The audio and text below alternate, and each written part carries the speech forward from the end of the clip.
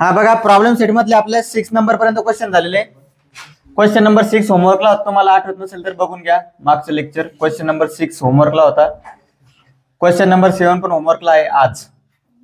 Question number 7 कसा सोडवायचा सांगतो तुम्हाला. बघा, from the top of light house, light house आहे, असं एक लाईट हाऊस आहे, त्याच्या टॉपवरून अँगल बनवून राहिला डिप्रेशनचा.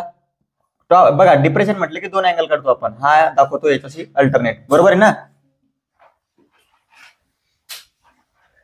हा इथला अँगल असतो 30 डिग्री बनलेला आहे, तू इथं या अँगलची अल्टरनेट, इथं तुमची शिप आहे, बरोबर आहे, जहाज आहे इथं तुमचं.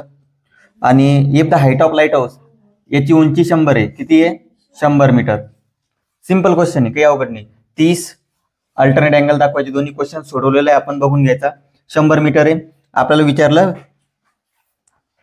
How far is ship from the lighthouse, म्हणजे डिस्टन्स. मग काय येईल ते, tan 30 is equal to opposite side किती आहे 100, आणि याला जर एक्स म्हटलं आपण, ऍडजस्टंट साइड आपण काय म्हणत असतो BC, बरोबर आहे. 30 म्हणजे 1/√3, 100/BC. BC बरोबर किती आलं मग 100√3. एवढा सिंपल क्वेश्चन आहे, सोडवायचा घरी होमवर्क 7 नंबरचा. फक्त पद्धतशीर लिहायचं तुम्हाला.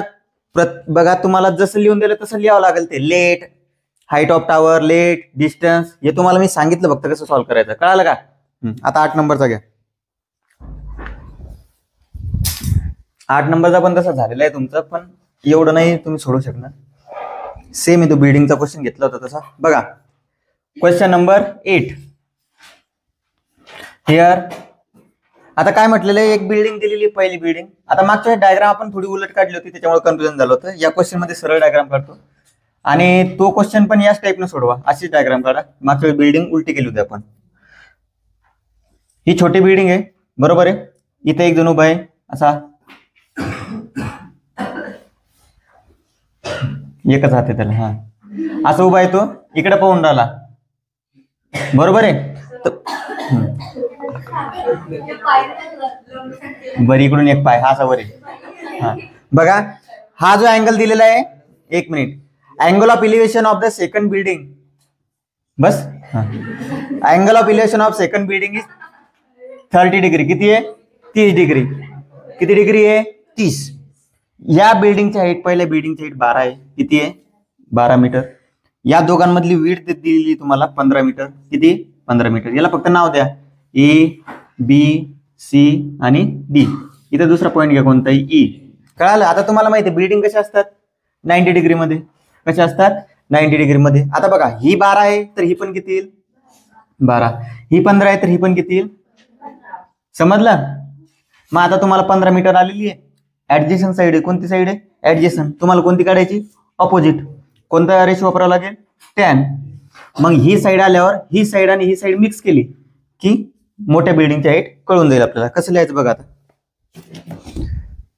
आता हेअर लिहिलेलं आहे आपण एवढं. आता काय काय ह्या ज्या डायग्राम मध्ये काय काय गोष्टी त्या सांगायच्या आपल्याला. Let, AB, height of first building, बरोबर आहे, फर्स्ट बिल्डिंगची हाईट. त्याच्यानंतर BC काय म्हणणार आहे, डिस्टन्स बिटवीन टू बिल्डिंग किंवा विड्थ ऑफ रोड म्हणा, विड्थ ऑफ रोड, रस्त्याची रुंदी काही म्हणू शकता बघा. विड्थ ऑफ रोड म्हणू शकता, डिस्टन्स बिटवीन टू बिल्डिंग म्हणू शकता, सारखंच राहील.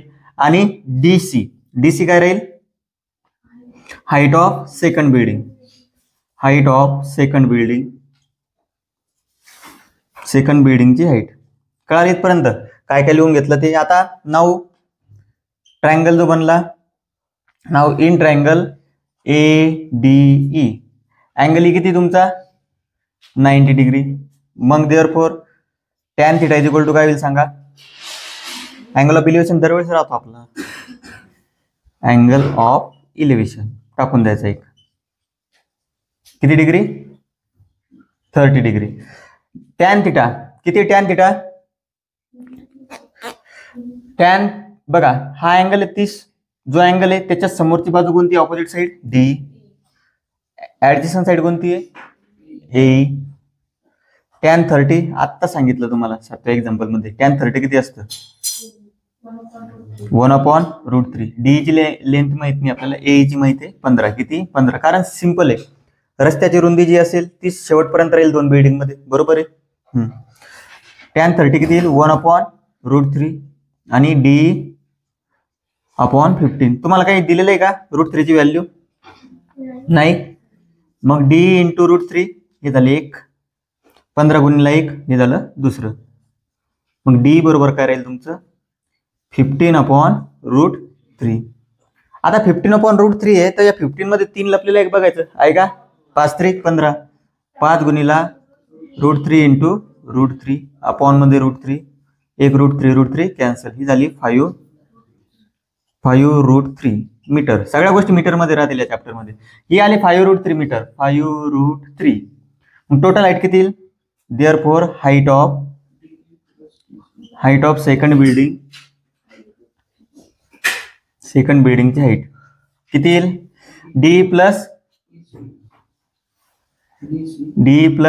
EC. d किती आलेली आहे? 5/√3. EC किती आहे? ही जी आहे तीच 12. टोटल हाईट किती येईल? 12 + 5/√3 मीटर. ही झाली तुमची हाईट. फायनल आन्सर घ्या लिहून.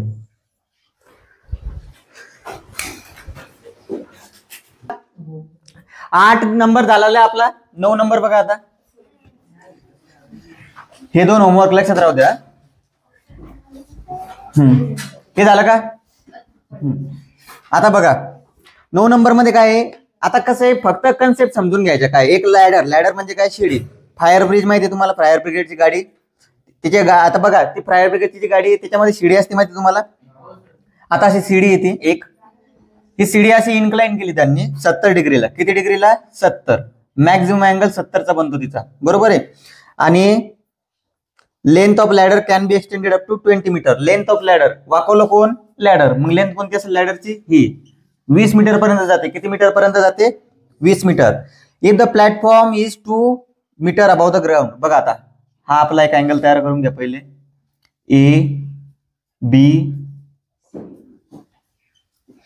बी इकडे घेऊ का? हा AB आणि C. आता प्लॅटफॉर्म, हा जो प्लॅटफॉर्म आहे, प्लॅटफॉर्म हा 2 मीटरचा आहे. किती मीटरचा आहे? 2 मीटर. एवढं लक्षात राहू द्या. हा जो प्लॅटफॉर्म आहे 2 मीटरचा.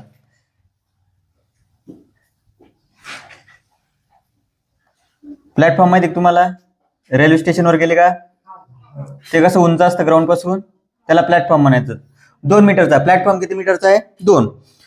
Find the maximum height of the ground up to which the leader can reach. मग ही हाईट काढायची आपल्याला ग्राउंड पासून लीडर किती रीच करेल. आता पाहू. आता लीडर नाही. साईनची व्हॅल्यू दिलेली बघा. आता साईनची व्हॅल्यू दिलेली का नाही? साईनची व्हॅल्यू दिलेली क्वेश्चन मध्ये. मग याचा अर्थ कोणता रेशो घ्यावा लागेल तुम्हाला? पटकन लक्षात आलं पाहिजे. कोणता रेशो घ्यावा लागेल? व्हॅल्यू कोणाची दिलेली आहे? साईन. रेशो कोणता घ्यावा लागेल? मग व्हॅल्यू कोणाची दिलेली आहे? साईन. मग रेशो कोणता घ्यावा लागेल? साईनचाच घ्यावा लागेल ना. एवढं काही कन्फ्युज झाले तुम्ही? हा बघा इकडे लक्ष द्या. आता लेट AB ला काय म्हणणार? Height of length. हाईट नाही म्हणणार, हाईट सरळ असते. लेंथ ऑफ लॅडर शिडीची उंची. त्याच्यानंतर बघा प्लॅटफॉर्म किती आहे? हाईट ऑफ प्लॅटफॉर्म किती दिलेली आहे? हाईट ऑफ प्लॅटफॉर्म मराठीमध्ये बरोबर लिहा. काय म्हणतात त्याला? हाईट ऑफ प्लॅटफॉर्म 2 मीटर दिलेली आहे. आणि आता आपल्याला विचारलं मॅक्झिमम हाईट किती रीच होईल ते काढायचं. आता बघा 9 इन ट्रायंगल. हाता अँगल कितीचा बनला? 90 degree. In triangle ABC angle B किती आहे? 90 डिग्री. आता बघा आपण काय करतो जनरली, तुम्हाला जे मी काय सांगितलं, हायपोटेनस दिलेला असला तर कोणता रेशो घ्यायचा? साईन. कारण टॅन वापरून फायदा आहे का? दोन्ही गोष्टी माहित नाही, हे विचारलंच नाही आपल्याला. आपल्याला काय विचारलं? ही हाईट. मग आता साईन घ्यावं लागेल. Now sine theta is equal to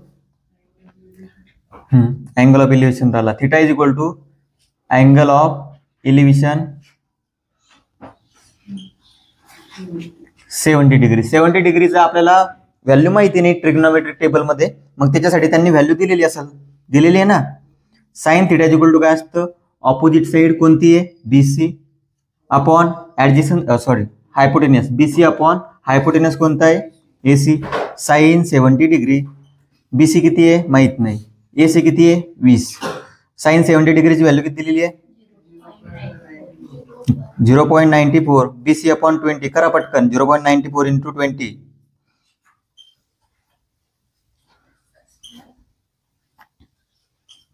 किती येईल? आलं पाहिजे, पटकन आलं पाहिजे. 94 गुणिला 2 करा. 94 गुणिला 2 किती होतात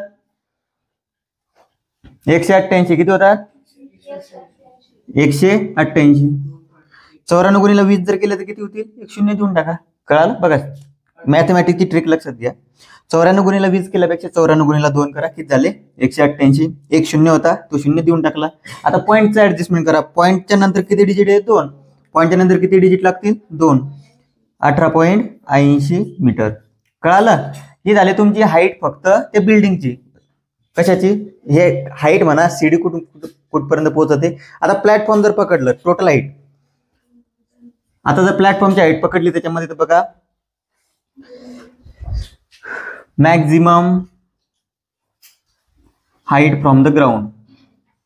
height from the ground maximum height from the ground the ladder can reach. म्हणजे ग्राउंड पासून लॅडर किती हाईट पर्यंत जाऊ शकते. Maximum height from the ground the ladder can reach. बघा हे काही पाठ करायची गरज नाही तुम्हाला. क्वेश्चन मध्ये दिलेलं असतं. क्वेश्चन बघायचा व्हॉट फाइंड तेच शब्द इथे टाकायचे फक्त. Maximum height from the ground the ladder can reach is किती राहील मग ही लांबी किती आलेली आहे 18.80 मीटर. किती आलेली आहे 18.80. प्लॅटफॉर्मची उंची किती आहे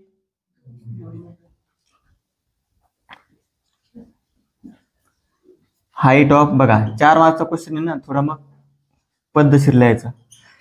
BC किती आहे आलेली 18.80. उंची किती आहे 2 मीटर. सांगा मग किती होईल 20.80. बरोबर आहे कारण हा पॉईंटच्या अगोदरचा नंबर आहे. मग पॉईंटच्या अगोदरचा करा 18 आणि 2 20.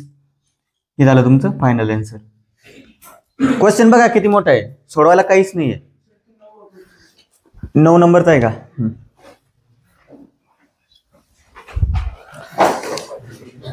इकडे लक्ष द्या 10 नंबरचा क्वेश्चन. हा बघा 10 नंबर लास्ट क्वेश्चन आहे. एरोप्लेन काय आहे एरोप्लेन माहित असेल सर्वांना. While landing at airport the pilot made an angle of depression 20 degree. किती डिग्रीचा अँगल बनवला 20 डिग्री. बघा आता हे एरोप्लेन आहे. विमान काढू का कसं असतं विमान.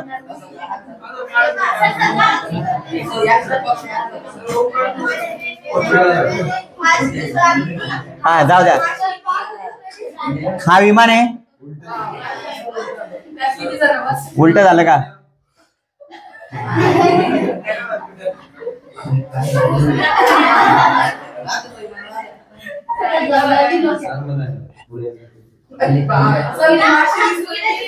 हा विमान जाऊ द्या. हा हे विमान आहे याच्यावर हा एक जण बसलेला आहे असा. हा 1 मिनिट बस असा बसलेला एक जण. आता हे ग्राउंड पासून उंची आहे. ग्राउंड पासून काय आहे उंची. असा अँगल ऑफ डिप्रेशन केला एक असा इथपर्यंत. कळालं. आता हा अँगल ऑफ डिप्रेशन तुम्हाला माहिती इथून चेक करतो आपण असा. हा अँगल ऑफ डिप्रेशन दिलेला आहे त्यांनी 20 डिग्री. किती डिग्री 20. हाच अँगल इथे घ्यावा लागेल तुम्हाला 20 डिग्री. कळालं. आता त्यांनी काय म्हटलेलं आहे बघा द ॲव्हरेज स्पीड याचा 200 किलोमीटर पर आवर. किती 200 किलोमीटर पर आवर हा स्पीड आहे. आणि टाइम लागलेला आहे 54 सेकंद. बरोबर आहे ना 54 सेकंद लागलेले. किती सेकंद लागलेले 54 सेकंद. तुम्हाला विचारलं find the height at which the plane was start landing. बघा आता बाकी काही साइन 20 ची व्हॅल्यू दिलेली म्हणजे साइन यूज करावं लागेल. लक्षात येऊ द्यायचं पटकन. काय बघा आता इथून हा आता याला एअरपोर्ट मध्ये लँड करायचंय. बरोबर आहे. मग इथून यानं इन्क्लाइन केलं विमान. कसं केलं डाऊन. मग तिथून अँगल ऑफ डिप्रेशन सुरू झाला. बरोबर आहे. याला जर ABC म्हटलं आपण ABC. आता हाच अँगल आपण इथं अल्टरनेट अँगल घेतो. डिप्रेशन मध्ये माहिती आहे सर्वांना आता इथून इथपर्यंत यायला बघा, या ए पॉइंट पासून सी पर्यंत यायला त्याला लागल्या 54 सेकंद. किती सेकंद लागले? 54. आता आपल्याला माहिती आहे डिस्टन्स शिवाय आपण काही काढू शकतो का? मला सांगा, मीटरमध्ये कोणती गोष्ट आहे याच्यामध्ये आहे का? कोणती गोष्ट नाही. आतापर्यंत सगळं राहत होतं इथं, ही साईड मीटरमध्ये किंवा ही देत होते. आता एकही साईड मीटरमध्ये नाही. मग मीटरमध्ये आणावं लागेल. कसं आणावं लागेल? ए पासून सी पर्यंत जायला 54 सेकंद लागले. काय लागले? 54 सेकंद. म्हणजे लागला टी. काय लागला? टाइम. टाइम लागला 54 सेकंद. स्पीड किती आहे? Speed 200 kilometre per hour. मग डिस्टन्स कसं काढणार सांगा बरं तुम्ही? आठवतं का? फर्स्ट सेकंड चॅप्टर, पहिलंही चॅप्टर आठवा, सेकंड चॅप्टर आठवा. Speed into time. Speed into time. आता याच्यात एक गोष्ट आहे, तुम्ही 11वी-12वी मध्ये क्लिअर होईल ती गोष्ट तुमची चांगली. ह्या दोन गोष्टी आपण सोडू शकत नाही, सेकंद आणि किलोमीटर एका सोबत. एक तर सेकंदला आवर मध्ये कन्वर्जन करा, अवघड असतं. छोट्या क्वांटिटीला मोठ्या क्वांटिटीमध्ये कन्वर्जन करणं थोडं कॉम्प्लिकेटेड जातं. त्याच्यासाठी मोठ्या क्वांटिटीला छोट्या क्वांटिटीमध्ये कन्वर्जन करा. 200 किलोमीटर पर आवर. बघा 200 किलोमीटर. 1 किलोमीटर म्हणजे किती मीटर आहे? 1000. बरोबर आहे. एका तासात किती मिनिट असतात? 60 मिनिट. आणि प्रत्येक मिनिटात किती सेकंद असतात? एका तासात असतात 60 मिनिट आणि प्रत्येक मिनिटात किती सेकंद? 60. 00 कटलं, 00 कटलं, म्हणजे इथं किती आले तुमचे? हे 200 10/36. इथं कितीचा भाग जाईल? 2×5 10 आणि इथं जाईल 18चा. समजलं तुम्हाला? कळालं का? नक्की? नाही समजलं? डबल सांगायचं. बर, इकडेच घेऊ आपण डायरेक्ट आता. हा, याच्यात काय काय तेवढं तर लिहून घेऊ आपण अगोदर. बघा, let AC is equal to distance travelled by aeroplane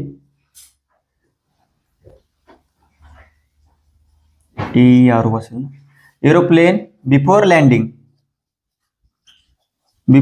landing. Land होण्यापूर्वी स्टार्ट केलेलं डिस्टन्स. त्याच्यानंतर AB डिस्टन्स काय? Height at which aeroplane start landing. म्हणजे असे आहेत ज्या ठिकाणी एरोप्लेन लँड व्हायला सुरुवात झाली.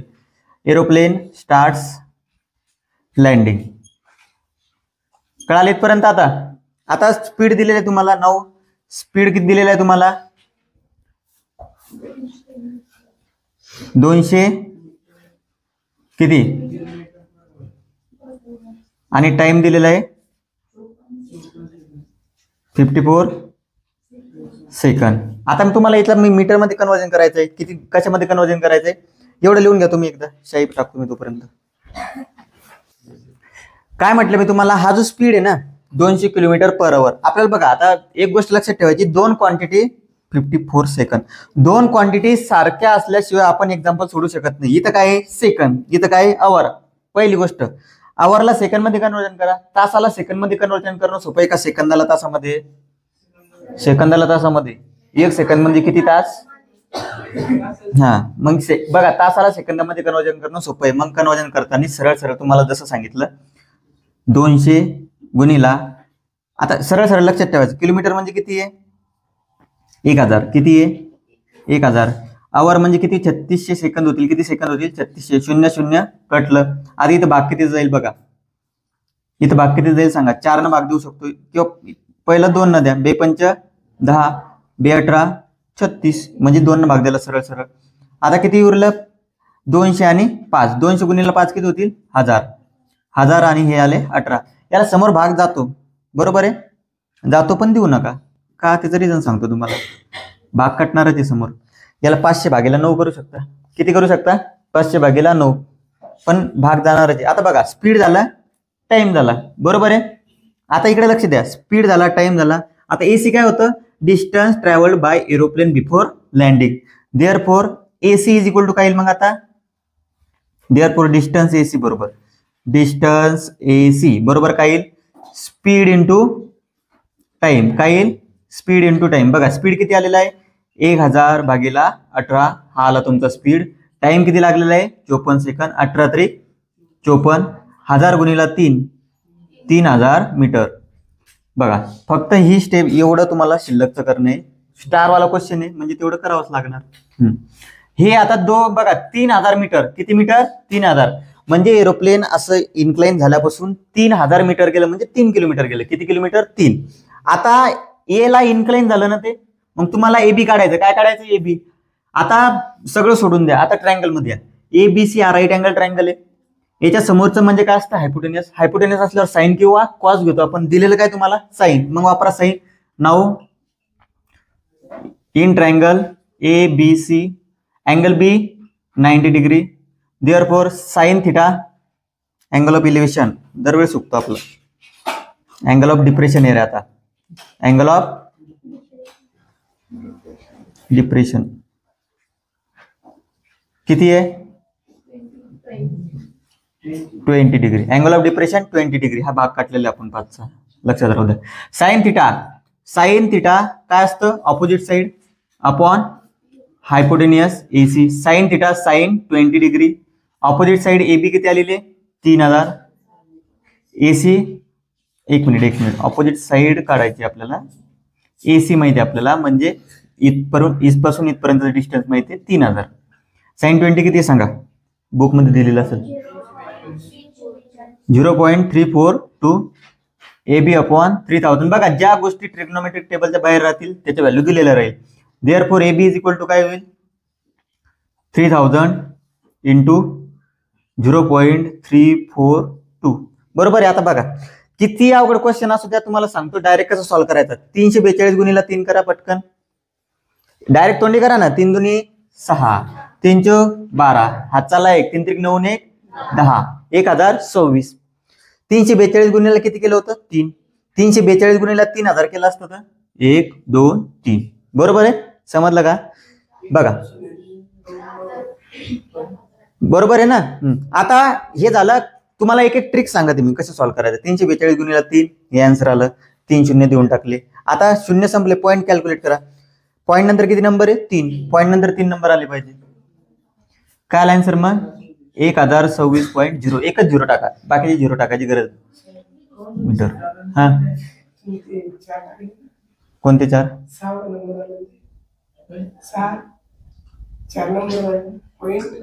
बरोबर आहे, बरोबर आहे. रिटर्न इकडून बघायचं पॉईंट 1 2. तसं बघा पॉईंट किती नंबरला टाकायचं त्यांना का लक्षात ठेवू.